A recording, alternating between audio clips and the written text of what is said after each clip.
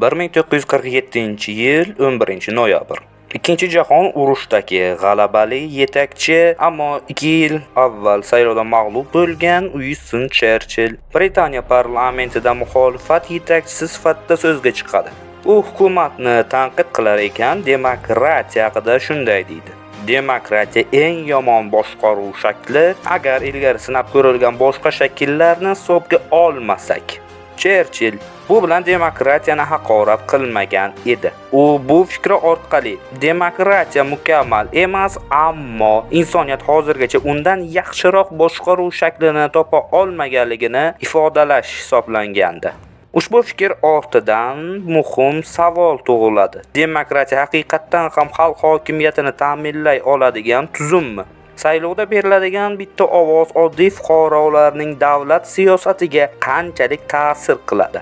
Hokimiyat haqiqatan ham xalq qo'lidami yoki u siyosiy va iqtisodiy elita qo'lida qoladimi? Bu savolga javob berish uchun avval demokratiya nimani anglatishini va nima sababdan paydo bo'lganini tushunishimiz kerak.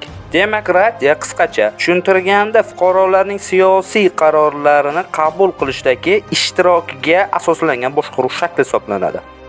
Bu atama qadimgi Yunonistonda, xususan miloddan avvalgi 5-asrlardagi Afinada paydo bo'ldi. Chunki o'sha davrdagi bu shaharda erkin erkak fuqarolar shaxsiy manfaatlarga ta'sir qiluvchi qonunlar bilan rahbarlarni yig'ilib belgilashardi.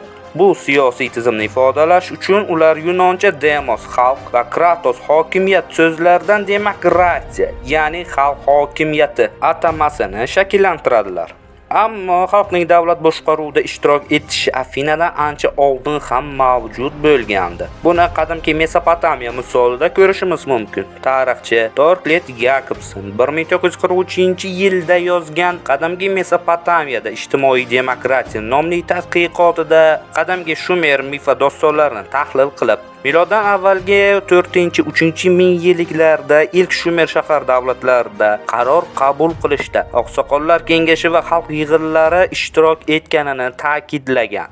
Uning talqiniga ko'ra, muhim masalalar jamoat tomonidan muhokama qilingan, favqulodda vaziyatlarda esa rahbarlar saylangan. Demokratik boshqaruvning bunday qadimgi ildizlarini ko'rish orqali uning shakllanishiga qanday omillar sabab bo'lganini tushunishimiz mumkin. Miloddan avvalgi 4-3 mingyilliklarda Yaqin Sharqda ishlab chiqarish xo'jaliklari rivojlanib, aholi soni ko'payishi bilan yirik manzilgohlar shahar davlatlarga aylandi. Bu davrda xususiy mulkchilik ham rivojlanib, jamiyatdagi iqtisodiy va siyosiy munosabatlar o'zgara boshladi. Xususiy mulkning shakllanishi esa avvalgi urug'chilik jamoalaridagi jamoaviy egalikdan farqli ravishda insonning iqtisodiy mustaqilligini kuchaytirdi. Ya'ni xususiy mulk rivojlanishi bilan insonlar bir joyda yashab, hamma uchun umumiy bo'lgan mehnat qurollari yordamida kundalik tirikchiliklari uchun zarur bo'lgan mahsulotlarni topib, ularni hammaga teng shaklda taqsimlab berish tizimi tugadi. Endi esa bir erkak o'ziga tegishli hosildor yerga uyini qurib, mavjud mehnat qurollari yordamida ishlab, o'z yerdan olgan hosilidan yakka o'zi foydalanishi mumkin bo'ldi. Shuning uchun ham iqtisodiy jihatdan mustaqil bo'lgan inson keyinchalik qo'lga kiritgan ortiqcha mahsulotlar hisobiga boylik orttirib, bu boylik ortidan jamoa orasida katta ustunlik va obro'ga ega bo'la boshladi. Lekin ayni paytda katta imkoniyatlar, katta mas'uliyatlarni ham yuzaga keltirdi. Xususiy mulk kishiga erkinlik va ustunlik berardi, lekin bu imkoniyatlar va foydalar bir insonning qo'lida ularni qo'riqlay olguncha bo'lgan davr mobaynida tegishli hisoblanardi. Chunki bir insonning xususiy mulkini uning o'rniga hech kim himoya qilmasdi va boshqa bir insonning hujumi natijasida u ham hayotidan ham mulkidan ayrilishi mumkin edi. Bundan tashqari, bir inson boshqasiga qarz berganida bu qarzning qaytarilishi u davrlarda shubha ostida edi. Shu bilan birga, savdo-sotiqdagi firibgarlik yoki tovlamachilik mulk egasiga zarar keltirardi. Shuning uchun ham xususiy mulk egasi o'zini ham jismoniy ham moddiy tajovuzlardan yolg'iz o'zi himoya qilish kerak edi. Shu sababli bir hududdagi mulkdor erkaklar o'zaro kelishgan holda o'zlari orasidagi ijtimoiy munosabatlarni tartibga solish va jamoa ichidagi shiddatni nazorat qilish uchun ilk hukumat va hakamlar guruhini shakllantirdilar. Bu esa insonlarga xavfsiz muhitda o'z xo'jaligini xotirjam rivojlantirish imkonini berdi. Buni Mesopotamiyadagi ilk shahar davlatlar misolida ham ko'rish mumkin. Mustaqil dehqon va hunarmandlar o'z yerlari va kanallarini tashqi hujumlardan yolg'iz himoya qila olmagani uchun urush vaqtida sardor sifatida dugallarni sayladilar. Jamoa ichidagi nizolarni hal qilish uchun esa oqsoqollar kengashini shakllantirdilar. Shuningdek, tarixdagi eng qadimgi yozma qonunlar majmualaridan biri hisoblangan Urnamu qonunlarida asosan qarz munosabatlari, savdodagi firibgarliklar va birovning mulkiga zarar yetkazganlik uchun jazo choralari kabi masalalar belgilangandi. Yuqoridagi dalillardan kelib chiqib, insonlarning jamiyatdagi erkinligi va davlat boshqaruvida ishtirok etishining muhim asoslaridan biri xususiy mulk orqali erishilgan iqtisodiy mustaqillik deb aytish mumkin. Chunki o'z ehtiyojlarini mustaqil ravishda qondira olgan inson boshqalarga kamroq qaram bo'ladi va siyosiy hayotda ham mustaqil harakat qila oladi. Shu sababli o'rta mulkdor qatlam kuchli bo'lgan jamiyatda fuqarolar hukumatning manfaatlariga zid hisoblangan qarorlariga qarshi turish imkoniyatiga ega bo'ladi. Bu fikrni John Locke'ning Davlat boshqaruv haqida 2 risola asarida ham ko'rish mumkin. Locke'ning fikricha, insonlar davlatni hayoti, erkinligi va xususiy mulkini himoya qilish uchun ijtimoiy shartnoma asosida tuzganlar. Agar hukumat bu vazifalarni buzib, fuqarolarning huquq va mulkiga tajovuz qilsa, u o'z legitimliligini yo'qotadi va xalq bunday hokimiyatga qarshi turish huquqiga ega bo'ladi. Locke buni samoga murojaat qilish deb ataydi.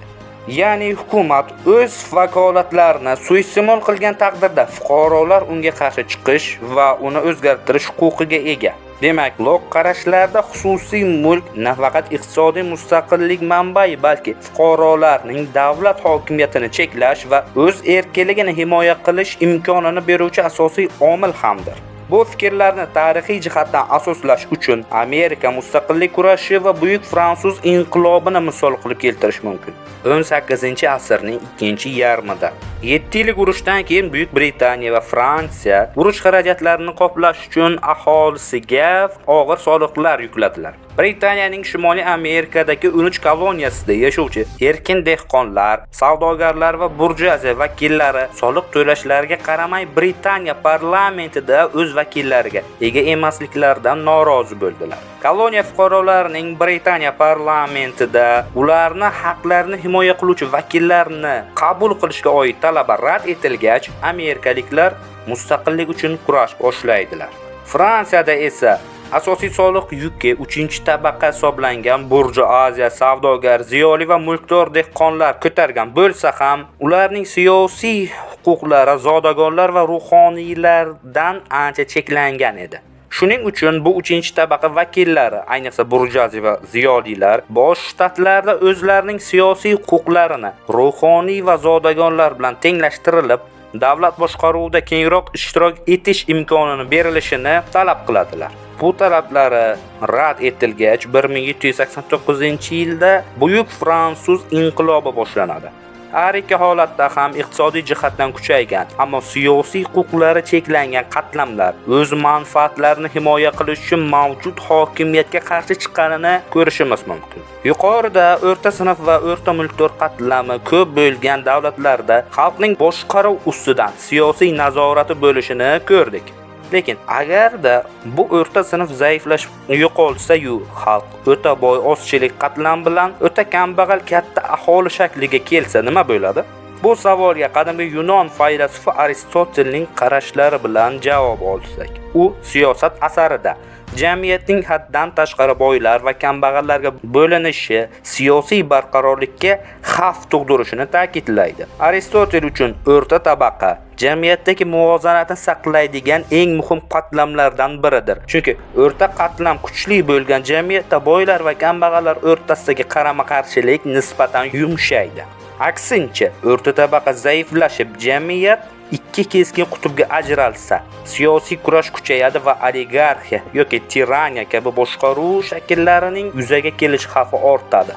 Bu masalalarning boshqa bir jihatini Aleksis de Tocqueville qarashlari orqali ham tushuntirish mumkin. U Amerikada demokratiya asarida fuqarolarning iqtisodiy va ijtimoiy mustaqilligi demokratik jamiyat uchun muhim ekanini ko'rsatadi. Uning fikricha, agar insonlar kundalik ehtiyojlarini qondirishda davlatga haddan tashqari qaram bo'lib qolsalar, vaqt o'tishi bilan ularning mustaqil fikrlashi va siyosiy faolligi ham zaiflashishi mumkin. Bunday holatda davlat fuqarolarning hayotida tobora katta rol o'ynab, ularning mustaqilligini cheklash xavfi paydo bo'ladi.